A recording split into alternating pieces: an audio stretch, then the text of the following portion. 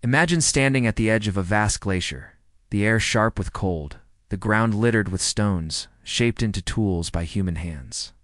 The Ice Age is ending. The megafauna are dying out. And in the valleys of southern France and northern Spain, a new way of life is beginning.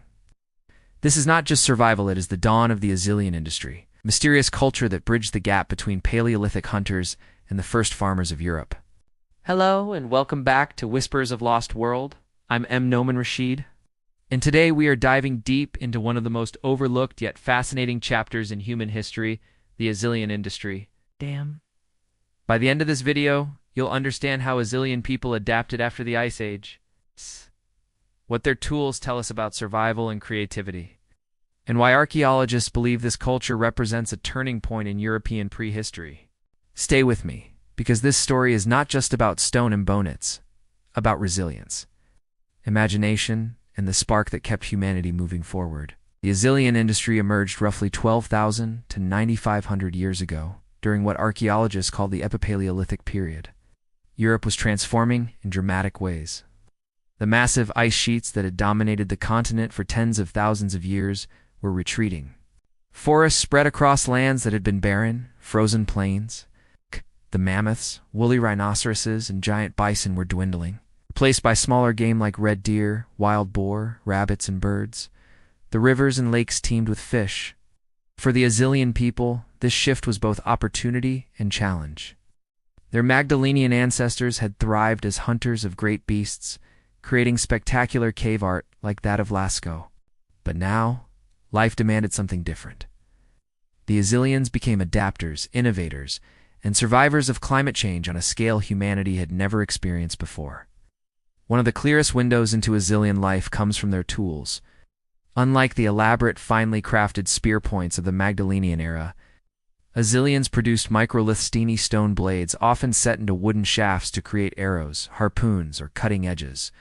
They crafted simple, barbed harpoons from antler or bone, perfect for spearing fish in the clear waters of post-Ice-Age Europe. Their toolkit was practical, efficient, and perfectly adapted to the smaller animals and new resources of the time. But alongside these utilitarian objects, we find something stranger and more mysterious. Flat pebbles, painted with red and black geometric designs. Circles, zigzags, dots, and bars cover these stones, discovered in places like Mas d'Azil in France. What did they mean? Were they a form of symbolic communication, a spiritual charm, or perhaps a game? Some scholars believe they were a way of marking identity or territory, a portable language of signs that could be carried from camp to camp. Picture an Azilian camp for a moment. Small groups huddle in rock shelters or tents made of hides, smoke from fires curling into the evening air. Children chase each other, laughing, while their parents sharpen flint blades or carve antler points. In spring and summer, families would spread out to fish and hunt among the rivers and forests, bringing home salmon, trout, or red deer. In autumn, they gathered nuts, berries, and roots. Winter drove them into tighter clusters, relying on stored food and shared fires. They buried their dead with care, sometimes including grave goods such as tools or ornaments, showing that even in times of hardship, ritual and meaning remained essential. The painted pebbles are perhaps the most haunting legacy of the Azilian Industry. Unlike the breathtaking cave art of earlier cultures, these are small, abstract, portable. Some archaeologists see them as a decline in artistry, a fading echo of Ice Age creativity. Others argue they represent something entirely new, a shift from depicting the external world of animals to the internal world of symbols and ideas. Imagine holding one of these pebbles in your hand, turning it over in the firelight. Simple, yes, but alive with possibility. Was it a charm for good fortune, a message to another group, or an early step toward abstract thought and symbolic language? The Azilian stones whispered to us across 10 millennia, their meaning just out of reach. Let's take a journey into their world. Imagine you are an Azilian hunter, waking at dawn in the valley of in southern France. Mist clings to the trees. The forest is alive with birdsong. Pick up your spear tipped with microlith blades, light enough to throw but deadly accurate. Moving silently with your companions, you track the rustle of a deer in the undergrowth. Hours later, you return to camp carrying meat for your family. Children gather to watch, as you demonstrate how to slice the meat with flint blades. That evening, while firelight flickers against the cave walls, a woman dips a pebble into red ochre and paints zigzag lines across its surface. She hands it to you. You slip it into your pouch, carrying with you not just a stone, but a symbol. A reminder of belonging, perhaps a charm of identity.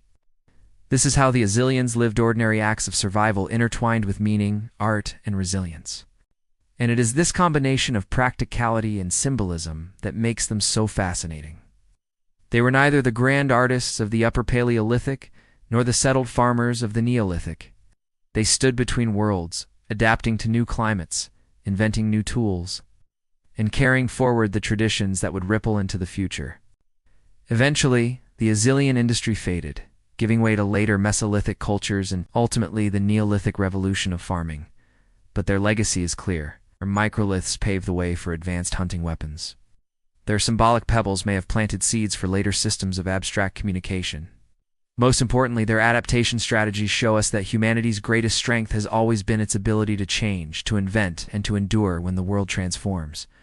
So, what have we learned from the Azilian industry? It emerged during one of the most dramatic climate shifts in human history. It produced a toolkit designed for survival microliths, bone harpoons, and fishing gear. It revealed a daily life of seasonal rhythms, small communities, and careful rituals. It left behind an enigmatic art form in the painted pebbles, challenging us to imagine new ways of expressing meaning. And it serves as a bridge between two great worlds of human existence: the hunter-gatherers of the Ice Age and the farmers of the new age of cultivation. The story of the Azilians is not one of decline, but of resilience. They remind us that when the world changes, we must change with it hand. In doing so, we shape the future. Their lives echo a timeless truth. Humanity has always been a species of survivors, innovators, and dreamers. If you found this journey into the forgotten world of the Azilian industry fascinating, don't let it end here. Hit that like button. Subscribe to Whispers of Lost World. Drop a comment below. Do you think the Azilian painted pebbles were a form of art or an early language? Your thoughts could spark an amazing discussion. Until next time, keep exploring, keep wondering, and remember, history is never truly lost. It only waits to be rediscovered.